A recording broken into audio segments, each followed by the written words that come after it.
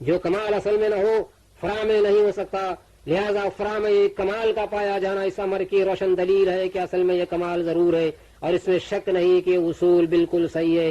معمولی سمجھ رکھنے والا انسان بھی سمجھ سکتا ہے کہ جب فرا کا ہر کمال اصل ہے، مستفاد ہے، تو یہ کیسے ہو سکتا ہے کہ ایک کمال فرا میں ہو اور اصل میں نہ ہو، بخلاف عیب کے۔ یعنی یہ ضروری نہیں کہ فرا کا عیب اصل کے عیب کی دلیل بن جائے، فرا کا عیب اصل کے عیب کی دلیل بن جائے۔ ہم اکثر دیکھتے ہیں کہ ہرے بھرے درخت کی بعض ٹہنیں، ہم اکثر دیکھتے ہیں کہ ہرے بھرے درخت کی بعض ٹہنیاں سوکھ جاتی ہیں مگر جڑ تر و تازہ رہتی ہے، اس لیے کہ اگر جڑ ہی خشک ہو جاتی تو اس کی ایک شاخ بھی سرسبز و شاداب نہ رہتی، اور جب سوائے چند شاخوں کے سب ٹہنیاں سرسبز و شاداب ہو تو معلوم ہوا کہ جڑ تر و تازہ ہے، اور یہ چند شاخیں جو مرجھا کر خشک ہو گئی ہیں، اس کی وجہ یہ ہے کہ اندرونی اور باطنی طور پر ان کا تعلق اصل سے ٹوٹ گیا ہے۔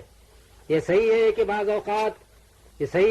اوقات فرا کا عیب اصل کی طرف منسوب ہو جاتا ہے، لیکن یہ اسی وقت ہوتا ہے جب اصل میں بھی عیب پایا جائے، اور جب اصل کا بھی عیب ہونا دلیل ہے، دلیل سے ثابت ہو، تو پھر فرا کا کوئی عیب اصل کی طرف منسوب نہیں ہو سکتا۔ اور اس میں شک نہیں کہ اصل کائنات یعنی حضرت محمد الرسول اللہ تاجدار مدینہ رحمت للعالمین محمد مصطفیٰ صلی اللہ علیہ وسلم کا بھی عیب ہونا دلیل سے ثابت ہے۔ خود نام پاک محمد ہی اس بات کی دلیل ہے، کیونکہ لفظ محمد کے معنی ہی ہے بار بار تعریف کیا ہوا، اور ظاہر ہے کہ نقص و عیب مذمت کا موجب ہے نہ تعریف کا، لہذا واضح ہو گیا موجودات ممکنہ کے عیوب و نقائص اصل ممکنات حضرت محمد الرسول اللہ صلی اللہ علیہ وسلم کی طرف منسوب نہیں ہو سکتے، بلکہ اس کا اصل عیب یہی ہے کہ وہ باطنی اور معنوی طور پر اپنی اصل سے منقطع ہو کر اس کے فیوز و برکات سے محروم ہو گئے ہیں۔ علی ھذا القیاس ہم کہہ سکتے ہیں کہ موجودات عالم کا ہر کمال محمدی کی دلیل ہے، مگر کسی فرد عالم کا عیب معاذ اللہ حضور صلی اللہ علیہ وسلم کی عیب کی دلیل نہیں ہو سکتا، کیونکہ جس فرد میں عیب پایا جاتا ہے در حقیقت و اندرونی اور باطنی طور پر اصل کائنات یعنی روحانیت محمدیہ علی صاحبی الصلاۃ و تحیہ سے منقطع ہو چکا ہے، گویا اصل سے کٹ جانا ہی عیب ہے۔ اب میں آپ کو ایک واقعہ سناتا ہوں جو علم غیب سرور کائنات صلی اللہ علیہ وسلم سے ہی تعلق رکھتا ہے۔ سنیے، سرور کائنات صلی اللہ علیہ وسلم کی عمر شریف کا 40واں سال تھا۔ خاکدان گیتی میں رسالت محمدی کے اعلان کا وقت اب بہت قریب آ گیا تھا۔ کائنات کا ذرہ ذرہ فاران کی چوٹی سے نشر ہونے والے پیغام کے لیے گوش بر آواز تھا۔ حضرت ابو بکر اس وقت مکے کے صرف ایک دیانتدار و فیاض تاجر تھے، اس سے زیادہ ان کی کوئی حیثیت نہ تھی۔ اس درمیان میں انہیں تجارتی مہم پر ملک شام کا ایک سفر درپیش ہوا، اور وہ ضروری تیاریوں کے بعد روانہ ہو گئے۔ ان کے ہمراہ ان کا وفادار غلام بھی شریک سفر تھا۔ راستہ طے ہوتا رہا، منزلیں بدلتی رہیں، ہفتوں شبانہ روز چلتے چلتے اب ملک شام کی سرحد شروع ہو گئی۔ عربی سوداگر کا ایک مختصر سا قافلہ اب ملک شام کی حدود میں داخل ہو چکا تھا۔ ایک دن ایسا ہوا کہ ایک لق و دق صحرا سے گزرتے ہوئے شام ہو گئی۔ سیاہ بادل کے بکھرے ہوئے ٹکڑے تیزی کے ساتھ آفاق پر سمٹنے لگے۔ دیکھتے دیکھتے کالی گھٹاؤں کے پردے میں سورج کی لرزتی ہوئی کرنیں ڈوب گئیں۔ اب شام کا وقت گرجتا ہوا موسم، اور دامن صحرا میں دو ننھی جانوں کا قافلہ ہر طرف سے مایوسیوں نے گھیر لیا۔ حیرانی کے عالم میں اونٹنی کی مہارت تھامے ہوئے تیز تیز قدموں سے چلنے لگے کہ فضا میں رات کی تاریکی جذب ہونے سے پہلے جنگل کی حدود سے باہر نکل جائیں۔ رحمت باری شری کے حال تھی۔ چند ہی قدم چلنے کے بعد جنگل کی حد ختم ہو گئی، اب کھلے میدان میں اجالا نگاہوں کے سامنے تھا۔ ویسے یہ کہنے کی ضرورت نہیں کہ مسافر کی شام کتنی اداس اور اندوہناک ہوتی ہے۔ بحر ظلمات سے نکل آنے کے بعد بھی یہ فکر دامنگیر تھی کہ اب رات کہاں بسر کی جائے۔ خدا کی شان کے تھوڑی ہی دور کے فاصلے پر عیسائیوں کا ایک کلیسا نظر آیا۔ آبادی کا نشان دیکھتے ہی جان میں جان آئی کہ رات گزارنے کے لیے ایک پناہ گاہ مل گئی تھی۔ قافلے کی اونٹنی کلیسا کے سامنے پہنچ کر کھڑی ہو گئی۔ سنسان ویرانے میں آدمیوں کی ہٹ پا کر ایک شخص باہر نکلا اور حیرت و تجسس کے ساتھ دریافت کیا، آپ لوگ کون ہیں؟ کہاں سے آ رہے ہیں؟ حضرت ابو بکر نے جواب دیا، ہم عرب کے تاجر ہیں، مکہ جہاں خدا کا محترم گھر ہے وہاں ہمارا مسکن ہے۔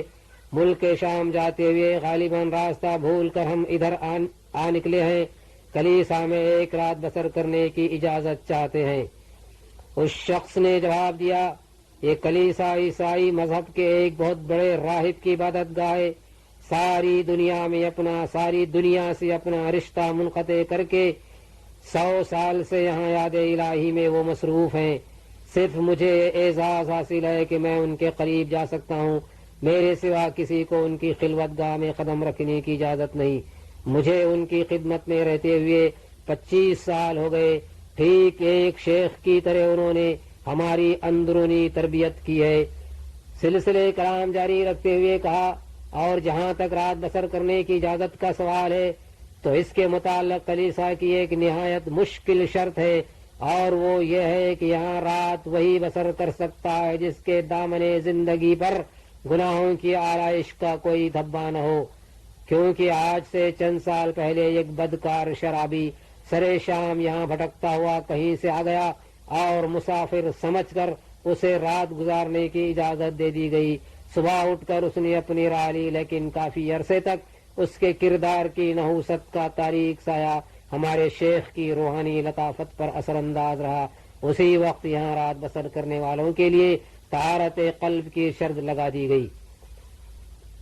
اس کی گفتگو تمام ہو جانے کے بعد حضرت ابو بکر نے ارشاد فرمایا، لیکن تمہارے شیخ کے پاس کسی کی اندرونی حالت جاننے کا کیا ذریعہ ہے؟ کیونکہ کسی بدکار کی پیشانی پر اس کی مجرمانہ زندگی کی فہرست کندہ تو نہیں ہوتی۔ ایسی حالت میں کلیسا کی شرط سے نیکوکار مسافروں کی حق تلفی کا امکان بہت زیادہ بڑھ جائے گا، اس لیے بہتر ہے کہ اس شرط کو منسوخ کر دیا جائے۔ پھر وہ ذریعہ بتاؤ جس کے بل پر بدکار و نیکوکار کے درمیان خط امتیاز کھینچا جا سکے۔ ہزار حسن ظن کے باوجود ایک معقول سوال کی عزت سے وہ اپنے آپ کو محفوظ نہیں رکھ سکا۔ چند ہی جملوں میں ذہن کی بنیاد ہل گئی۔ بے بسی کی کشمکش میں اس نے جواب دیا، میں صرف اتنا کہہ سکتا ہوں کہ جب ایک بدکار انسان کے کردار کی نحوست شیخ کے تئیں محسوس ہو سکتی ہے تو کوئی وجہ نہیں ہے کہ ایک نیکوکار کی روحانی لطافت کے جانچنے کا ان کے پاس کوئی ذریعہ نہ ہو۔ اس جواب کے بعد حضرت ابو بکر نے فوراً کہا، تو پھر جاؤ اپنے شیخ سے میرے متعلق دریافت کر لو، اگر انہیں میرے قیام پر اعتراض نہ ہو تو میں رات کا کچھ حصہ کلیسا کے ایک گوشے میں گزار لوں، بیاض صحرا نمودار ہوتے ہی یہاں سے کوچ کر جاؤں گا، ورنہ ایک مسافر کے لیے کھلے آسمان کا سایہ بہت کافی ہے۔ تھوڑی دیر تک پسو پیش کے بعد وہ راہب کے خلوت قدے میں داخل ہوا اور پے کرے عجز و نیاز بن کر اسے یہ اطلاع دی، ملک عرب کے مکہ نامی ایک شہر سے 2 مسافر بھٹکتے ہوئے یہاں آ گئے ہیں اور کلیسا میں رات بسر کرنے کی اجازت چاہتے ہیں۔ ظاہری وجاہت کے لحاظ سے ان میں کا ایک آقا معلوم پڑتا ہے، جبکہ دوسرے کے چہرے سے ایک وفادار غلام کی علامتیں نمایاں ہیں۔ راہب نے تھوڑی دیر خاموش رہنے کے بعد دریافت کیا، کیا وہی مکہ جو پہاڑیوں کے جھرمٹ میں آباد ہے اور جہاں قدم قدم پر کھجوروں کے جھنڈ نظر آتے ہیں؟ خادم نے جواب دیا، میں نے تفصیل نہیں معلوم کی، اگر اجازت ہو تو دوبارہ جا کر دریافت کروں۔ راہب نے پرتباک لہجے میں کہا، ضرور دریافت کرو، اور جسے تم آقا کہہ رہے ہو اس کا نام بھی معلوم کرتے آؤ۔ خادم نے کمرے سے باہر نکلتے ہی دریافت کیا، یہ معلوم کرنے کی اجازت چاہتا ہوں کہ جس مکے کو آپ نے اپنا مسکن بتایا ہے کیا وہ پہاڑیوں کے جھرمٹ میں آباد ہے، اور کیا جگہ جگہ وہاں کھجوروں کے جھنڈ کھڑے ہیں؟ حضرت ابو بکر نے جواب دیا، ہاں، یہ دونوں باتیں واقعے کے مطابق ہیں۔ پھر وقفے کا سانس لیتے ہوئے اس نے دوبارہ سوال کیا، زحمت نہ ہو تو اپنے مبارک نام سے روشناس کیجیے۔ مجھے ابو بکر کہتے ہیں۔ الٹے پاؤں راہب کے سامنے حاضر ہو کر خادم نے اطلاع دی مکے کے بارے میں جو آپ نے دریافت کی ہے وہ صحیح ہے، اور وہ اپنا نام ابو بکر بتاتے ہیں۔ ابو بکر کا لفظ سن کر راہب کی پیشانی پر کچھ لکیریں ابھر آئیں، جیسے حافظے پر زور دے کر وہ کوئی بات سوچنے لگا۔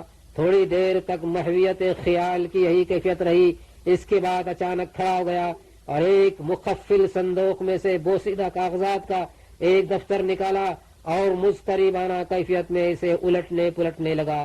ورق الٹتے الٹتے ایک صفحے پر نظر جم گئی اور اچانک چہرے کے اتار چڑھاؤ سے ایسا محسوس ہوا جیسے کسی گمشدہ حقیقت کا سراغ مل گیا ہو۔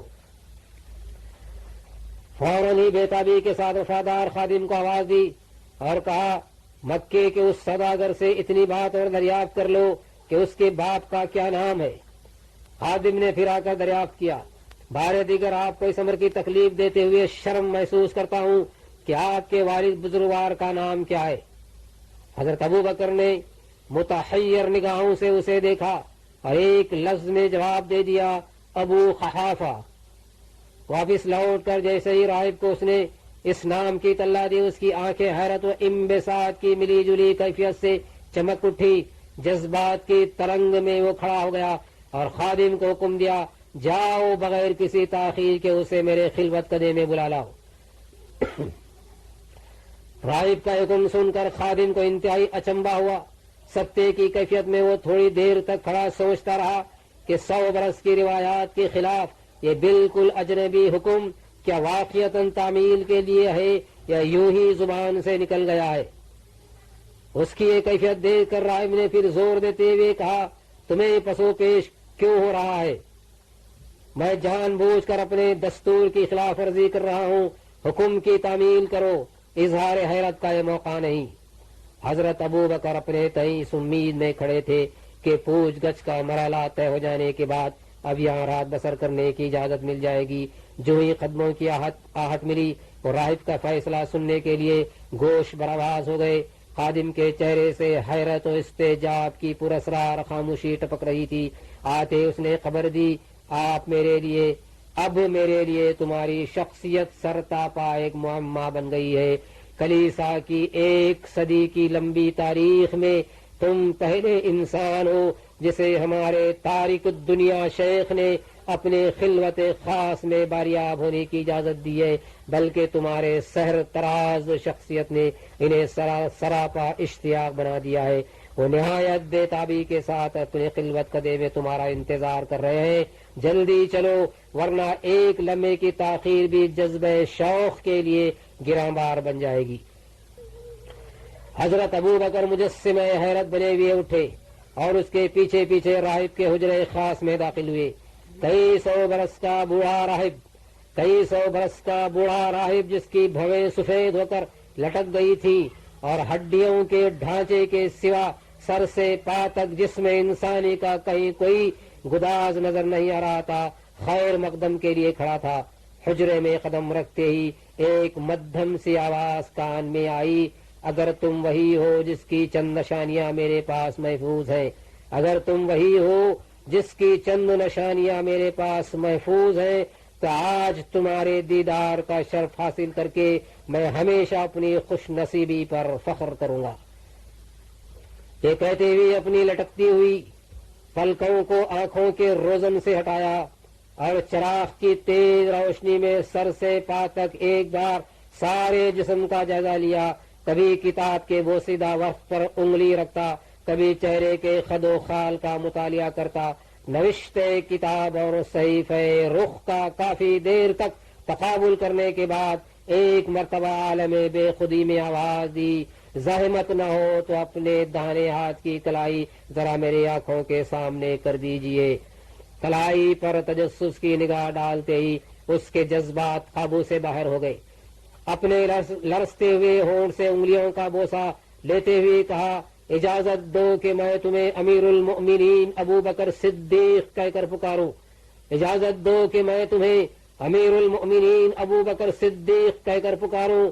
تحیر آمیز لہجے میں حضرت ابو بکر نے کہا، سمجھ میں بات نہیں آئی کہ صرف ایک رات بسر کرنے کے سوال پر کتنا بکھیڑا پھیلا دیا ہے تم نے۔ تم نے کبھی ہم سے مکے کا جغرافیہ پوچھتے ہو، کبھی میرا اور میرے باپ کا نام دریافت کرتے ہو، کبھی کئی سو برس کا پرانا کاغذ لے کر میرے چہرے اور جسم کے نشانات کا جائزہ لیتے ہو، اور اب تم نے مجھے ایسے نام سے موسوم کرنے کی اجازت چاہی جس نام سے میرے باپ نے موسوم ہی نہیں کیا تھا۔ تم ہی سوچو آخر یہ کیا تماشا ہے؟ درماندہ انسانوں کے ساتھ اس طرح کا مذاق ایک تاریخ الدنیا راہب کو ہرگز زیب نہیں دیتا۔ سیدھے سادے انداز میں ایک رات بسر کرنے کی اجازت دینی ہو تو دے دو، ورنہ آسمان کا شامیانہ ہمارے لیے بہت کافی ہے۔ یہ کہہ کر حضرت ابوبکر واپس ہی لوٹنا چاہتے تھے کہ راہب نے ان کا ہاتھ تھام لیا۔ ہائے افسوس، آسمانی بشارت سن کر تم آزردہ خاطر ہو گئی۔ معاذ اللہ، روئے زمین کی ایک محترم ہستی سے میں کبھی مذاق نہیں کر سکتا، روئے زمین کی ایک محترم ہستی سے میں کبھی مذاق نہیں کر سکتا۔ تمہاری مقدر کے جو نوشتے میرے پاس محفوظ ہیں، میں نے انہیں صرف پڑھ کر سنایا ہے۔ آج میری باتوں کا شاید تم یقین نہ کر سکو، لیکن سن لو کہ مکے کے افق سے رسالت کا وہ خورشید انور بہت جلد طلوع ہونے والا ہے، جس کے جلو میں ایک روشن سیارے کی طرح، جس کے جلو میں ایک روشن سیارے کی طرح تم قیامت تک درخشاں رہو گے۔ آسمانی صحائف میں گیتے کے آخری پیغمبر، آسمانی صحائف میں گیتے کے آخری پیغمبر کے جلوہ گر ہونے کی جو نشانیاں بتائی گئی ہیں، انہی کے ذیل میں تمہاری فضیلت و تقرب کی جو نشاندہی کی گئی ہے، اس کی واضح علامتیں میں تمہاری شخصیت کے آئینے میں پڑھ رہا ہوں۔ تمہارے دمکتے ہوئے چہرے کی تو بات ہی کیا ہے کہ تمہارے دانے ہاتھ کا یہ تل بھی ہماری کتاب میں موجود ہے۔ عبرانی زبان سے واقفیت ہو تو لو، اپنا سراپا تم خود ہی ان آسمانی نوشتوں میں پڑھ لو۔ بہرحال اب تمہیں غریب الدیار مسافر نہیں ہو، تجلیات قدس کے نگار خانوں کے وارث و نگران ہو۔ اس خانقاہ کی دیواروں کا سایہ تو کیا چیز ہے، تم چاہو تو میری سفید پلکوں میں رات گزار سکتے ہو۔ ایک ہنگامہ خیز تحیر کے ہجوم میں حضرت ابوبکر راہب کے خلوت کدے سے اٹھے اور کلیسا کے ایک حجرے میں آ کر لیٹ گئے۔ ساری رات راہب کی گفتگو بزم خیال میں گردش کرتی رہی، ذہن میں طرح طرح کے تصورات کا طوفان امڑتا رہا، ایک لمحے کے لیے بھی انہیں نیند نہیں آئی۔ صبح کو جب رخصت ہونے لگے تو راہب کی الوداعی ملاقات کا منظر بڑا ہی دردناک تھا۔ اشک بار آنکھوں سے پیشانی کا بوسہ لیتے ہوئے بوڑھے راہب کا یہ جملہ مکے کی واپسی تک ان کے حافظے پر نقش رہا۔ تمہاری زندگی میں فیضان الہی کی جب وہ سحر طلوع ہو، تمہاری زندگی میں فیضان الہی کی جب وہ سحر طلوع ہو تو مجھے بھی فیروز بخت کی دعاؤں میں یاد رکھنا۔ کئی مہینے کے بعد آج حضرت ابوبکر اپنی تجارتی مہم سے مکے کو واپس لوٹ رہے تھے۔ شبانہ روز چلتے چلتے اب صرف ایک منزل کی مسافت رہ گئی تھی۔ کھجوروں کے جھنڈ سے گزرتے ہوئے راہب کے سوالات حافظے کی سطح پر ابھرنے لگے۔ ام القریٰ کی پہاڑیوں پر نظر پڑتے ہی ایک معنوی کیفیت سے دل کا عالم زیر و زبر ہونے لگا۔ فطرت الہی کی کشش سے اونٹنی کی رفتار تیز ہو گئی۔ تھوڑی دور چلنے کے بعد مکے کی عمارتیں چمکنے لگی۔ نظر پڑتے ہی جذبہ شوق کے تلاطم میں سواری سے نیچے اتر پڑے۔ غلام نے اونٹنی کی مہار تھام لی۔ آبادی میں داخل ہوتے ہی کہیں سے ابو جہل نے دیکھ لیا اور آواز دیتا ہوا دوڑ کر قریب پہنچا۔ ملاقات کے بعد ابو جہل نے فوراً خبر سنائی، تم غالباً ایک عرصے پر اپنے سفر سے واپس لوٹ رہے ہو۔ شاید تمہیں معلوم نہیں ہوگا کہ تمہارے جانے کے بعد یہاں کیا گل کھلا ہے۔ حضرت ابوبکر نے جواب دیا، پردیس میں معلومات کا ذریعہ ہی کیا تھا، ویسے اپنے بعد یہاں کے واقعات کی مجھے کوئی اطلاع نہیں ہے، کوئی اہم واقعہ رونما ہوا ہے تو سناؤ۔ ابو جہل نے طنز کرتے ہوئے کہا، عبداللہ کے بیٹے محمد کے متعلق تم بھی جانتے ہو کہ اپنے قبیلے میں وہ کتنا معزز اور ہر دل عزیز تھا۔ سارا شہر اس کی شرافت اور تقدس کا لوہا مانتا تھا، لیکن تمہیں حیرت ہوگی کہ ادھر چند دنوں سے ایک عجیب و غریب ڈھونگ رچایا ہے۔ وہ کہتا ہے کہ میں خدا کا آخری پیغمبر ہوں، میرے پاس ایک فرشتہ آسمان سے وحی لے کر اترتا ہے۔ اب وہ کھلے بندوں اپنے آبا و اجداد کے خداؤں کی مذمت پر اتر آیا ہے۔ لا تحبل کے سنگ آستانے سے باغی ہو کر وہ لوگوں کو ایک نادیدہ خدا کی پرستش کی دعوت دے رہا ہے۔ دنیا عرب کے قدیم مشرب کے خلاف اس باغیانہ اقدام پر سارے مکے میں غیظ و غضب کی آگ بھڑک اٹھی ہے۔ فی الحال ابو طالب کی ضمانت پر اس کے خلاف ابھی کوئی تعزیری کارروائی عمل میں نہیں لائی جا سکی، لیکن حالات شاہد ہے کہ جس دن وہ اپنے بھتیجے کی حمایت سے دستبرداری کا اعلان کر دیں گے، اس دن مکے کی زمین اپنی وسعت کے باوجود اس پر تنگ ہو جائے گی۔ قوم میں تمہاری ذہانت و سنجیدگی ضرب المثل ہے۔ عام طور پر تمہاری بات کا بہت زیادہ وزن محسوس کیا جاتا ہے۔ ہمیں امید ہے کہ اس فتنے کی سرکوبی میں تم اپنی بہترین صلاحیتوں کا مظاہرہ کر کے اپنی قوم کو شکر گزار بناؤ گے۔ ابو جہل کی گفتگو سن کر حضرت ابوبکر کی نگاہوں کے سامنے ایک نئی زندگی کا مستقبل چمکنے لگا۔ راہب کی پیشین گوئی بظاہر حقیقت کے سانچے میں ڈھلتی ہوئی محسوس ہونے لگی۔ جذبات کے تلاطم پر قابو پاتے ہوئے انہوں نے جواب دیا، ابھی تو میں ایک طویل سفر سے واپس لوٹ رہا ہوں، چہرے کی گرد تک صاف نہیں کر سکا ہوں، بطور خود حالات و واقعات کا جائزہ لینے کے بعد ہی کوئی رائے قائم کر سکوں گا، ابھی سرے راہ اجلت میں کیا کہہ سکتا ہوں۔ ابو جہل سے پیچھا چھڑا کر سیدھے اپنے گھر تشریف لائے۔ غلبہ شوق اور جذبہ طلب نے اتنی بھی مہلت نہیں لینے دی کہ سامان اتار کر گھر میں قدم رکھتے اسی مسافرانہ سج و دہج میں بنو ہاشم کے قبیلے کی طرف نکل پڑے۔ سیدھے ابو طالب کے گھر پہنچ کر اور سرکار اقدس کی بابت دریافت کیا۔ معلوم ہوا کہ وہ کوہ ابو قبیس کی طرف تشریف لے گئے ہیں۔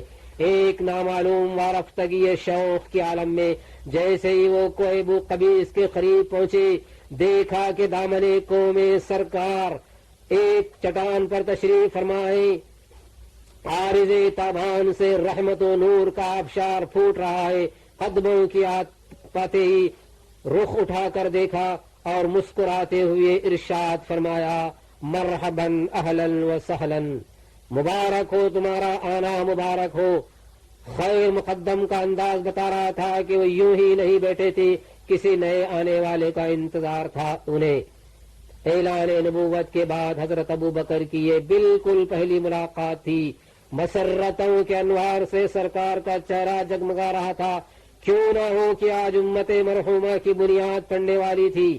حضرت ابوبکر اپنے نوشتہ تقدیر کا انجام دیکھنے کے لیے حیرانی کے عالم میں خاموش ہی کھڑے تھے کہ گلے قدس کی پتیوں کو حرکت ہوئی اور کشور دل کو فتح کرنے والی ایک فضا آواز میں بکھر گئی، ابوبکر کلمہ حق کی طرف سبقت کرنے میں پیچھے آنے والوں کا انتظار نہ کرو۔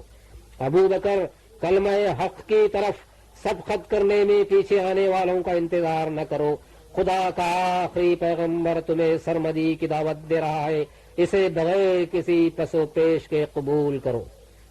حضرت ابوبکر نے سر جھکائے ہوئے جواب دیا، خدا کے رسولوں کے متعلق میں نے سنا ہے کہ جب وہ دنیا میں مبعوث ہوتے ہیں تو منصب رسالت کی تصدیق کے لیے اپنے ہمراہ کچھ نشانیاں لے کر آتے ہیں۔ میں بھی اپنے اطمینان قلب کے لیے کسی نشانی کا امیدوار ہوں۔ سرکار رسالت نے حضرت ابوبکر کی طرف دیکھ کر فرمایا، سرکار رسالت نے حضرت ابوبکر کی طرف دیکھ کر فرمایا، نشانیوں سے گزرنے کے بعد بھی تمہیں اب تک نشانی کی احتیاج باقی رہ گئی ہے۔ کلیسا کی ایک سنسان رات کو ابھی زیادہ دن نہیں گزرے ہیں۔ یاد کرو تمہاری دہنی کلائی کا تل دیکھ کر شام کے راہب نے تم سے کیا کہا تھا۔ میری رسالت کی تصدیق کے لیے کہ آسمانی صاحب کے نوشتے کافی نہیں ہیں جنہیں رات کی تنہائی میں اس بوڑھے راہب نے تمہیں پڑھ کر سنایا تھا، پھر تمہاری روح کا وہ اس طرح مسلسل جس نے تمہاری آنکھوں کی نیند اڑا دی ہے اور جو تمہارے غبار آلود چہرے کے ساتھ کشاں کشاں کھینچ کر یہاں لایا ہے، کیا میری رسالت کے اقرار کے بغیر بھی اس کی تسکین کا اور کوئی سامان ہو سکتا ہے؟ فرط حیرت سے حضرت ابوبکر پر ایک سکتے کی کیفیت طاری ہو گئی۔ سارا وجود حقیقت کے بے خواب جلووں میں شرابور ہو کے رہ گیا۔ جذبات کے ہیجان میں بے محابہ چیخ اٹھے، اب مجھے کسی اور نشانی کا انتظار نہیں ہے۔ اپنی آنکھوں کے روزن سے جو ہزاروں میل کی مسافت پر پیش آنے والے واقعات کا تماشائی ہو، یہ شان سوائے رسول برحق کے اور کس کی ہو سکتی ہے؟ جو عالم فانی کے مخفی امور کو بالکل مشاہدات کی طرح جانتا ہے، اس کے متعلق یہ عقیدہ رکھنے میں اب کوئی تامل نہیں ہے کہ وہ عالم بالا کی حقیقتوں سے بھی یقیناً باخبر ہے۔ دل تو پہلے ہی مومن ہو چکا تھا، اب زبان سے بھی اقرار کرتا ہوں کہ آپ اللہ کے سچے رسول ہیں اور خدا واحد کے سوا کوئی پرستش کے قابل نہیں ہے۔ اسلام کی تاریخ میں توحید و رسالت کا پہلا اقرار تھا، اسلام کی تاریخ میں توحید و رسالت کا پہلا اقرار تھا، جو رسول اللہ صلی اللہ علیہ وسلم کی غیب دانی کے پس منظر میں منصع شہود پر آیا۔ اب ذرا عقل ناہنجار کی فتنہ سامانی دیکھیے کہ جس عقیدے کو قبول کر کے تاریخ کا سب سے پہلا مسلمان عالم ظہور میں آیا، وہی عقیدہ آج کے بد اندیشوں کے تئیں حلقہ اسلام سے اخراج کا ذریعہ بن گیا ہے۔ اور صرف ایک حضرت صدیق نہیں، تاریخ کے صفحات پر بے شمار ہستیاں ہیں جن کے اسلام کا محرک رسول پاک صاحب لولاک کی غیب دانی ہے۔ سرکار کا یہ وصف شریف کسی کی ذاتی سرگزشت تک محدود نہ تھا، بلکہ دنیا عرب میں اس کی اتنی عظیم شہرت تھی کہ لوگ گھروں میں اپنی عورتوں سے باتیں کرتے ہوئے ڈرتے تھے کہ کہیں سرکار سن نہ لیں۔ حضور کی غیب دانی کے بارے میں مکے کے مشرکوں کا عام عقیدہ تھا کہ کسی بھی واقعے پر مطلع ہونے کے لیے انہیں کسی مخبر کی ضرورت نہیں ہے، دیواروں کے ذرے اور رہ گزر کے سنگریزے انہیں خبر کر دیتے ہیں۔ اسی ابو جہل کے متعلق واقعہ عوام و خاص میں مشہور ہے کہ منصب رسالت کی آزمائش کے لیے وہ چند کنکریاں مٹھی میں چھپائے ہوئے حاضر ہوا اور کہا کہ اگر آپ رسول ہیں، آسمان و زمین کے اسرار کی خبر رکھتے ہیں تو بتائیے میری بند مٹھی میں کیا ہے۔ ابو جہل جیسے شقی و منکر کو بھی اعتراف تھا، ابو جہل جیسے شقی و منکر کو بھی اعتراف تھا کہ رسول کے لیے غیب دانی لازم ہے، جو رسول ہوگا اسے زمین و آسمان کے اسرار کی یقیناً خبر ہوگی، لیکن یہ آج کے کلمہ گو ہیں جو رسول پاک کی غیب دانی کا انکار کرتے ہوئے ابو جہل سے بھی نہیں شرماتے۔ وصلی اللہ تعالی علی سیدنا و نبینا و حبیبنا و شفیعنا و مولانا محمد وعلی آلہ و اصحابہ و اہل بیتہ و ذریاتہ اجمعین۔ اللهم إنا نسألك إيمانا يباشر قلوبنا ويقينا صادقا حتى نعلم أنه لا يصيبنا إلا ما كتبت لنا، أنت مولانا ونعم الوكيل۔ اللهم اصلحنا واصلح فساد قلوبنا واصلح فساد أعمالنا واصلح فساد ولاة أمورنا واصلحنا بما أصلحت به عبادك الصالحين۔ اللهم إنا نسألك من خير ما سألك منه نبيك محمد صلى الله عليه وسلم، ونعوذ بك من شر ما استعاذ منه نبيك محمد صلى الله عليه وسلم۔ اللهم احينا على سنة نبيك ورسولك سيدنا محمد، وأمتنا على سنته ومحبته، وأوردنا حوضه واسقنا من كاسه شربة هنيئة لا نظمأ بعدها أبدا، إنك على كل شيء قدير۔ سبحان ربك رب العزة عما يصفون، وسلام على المرسلين، والحمد لله رب العالمين۔